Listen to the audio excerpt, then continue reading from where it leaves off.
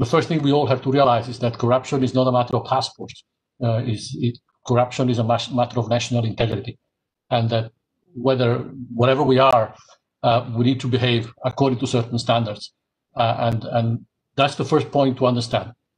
Why that's important? I tell you why it's important. Because when we evaluate countries, whether it is on AML/CFT, anti-money laundering, on counterterrorism financing, or anti-corruption, we don't look at perceptions. We look at the actual measures that countries have taken or not taken, implemented or not implemented, to combat money laundering, terrorist financing, corruption. So that's the first point. Perceptions may be extremely misleading, very misleading. Sullivan highlighted a few cases that the consortium has brought to light. Some of these cases concern the countries that may have been considered one of the least corrupt countries if you follow the perception index. Well, if you follow the evaluation of the international, whether anti-corruption or anti-money laundering bodies, you realize that the picture is different from the perceptions. The second point I'd like to make has been another question about beneficial ownership and the likes. We do have international and national legislation in this area. What we are looking at right now, what we are really focused on, is whether or not these standards are effectively implemented. And that's the word effectively that makes a difference. It's not a tick-the-box exercise. We are actually focusing on whether or not countries implement those standards. And since we talk about real situation, let me give you examples. Irene knows that I like to talk in real terms and not in theory.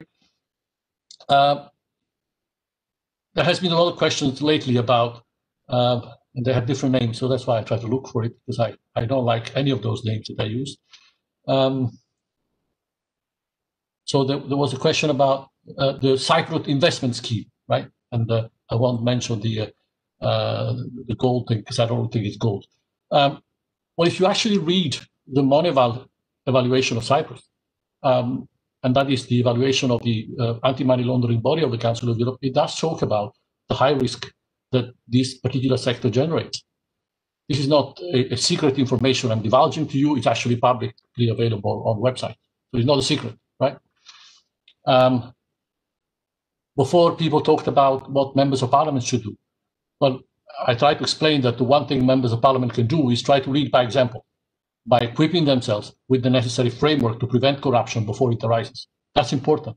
And it's still not there. It's not happening. Now, what we're looking at is to make those changes before the next scandal arises. Where I sit, I'm not really looking for the next scandal. What I'm looking at is actually systems in place that allow money laundering, corruption to be stopped before it arises.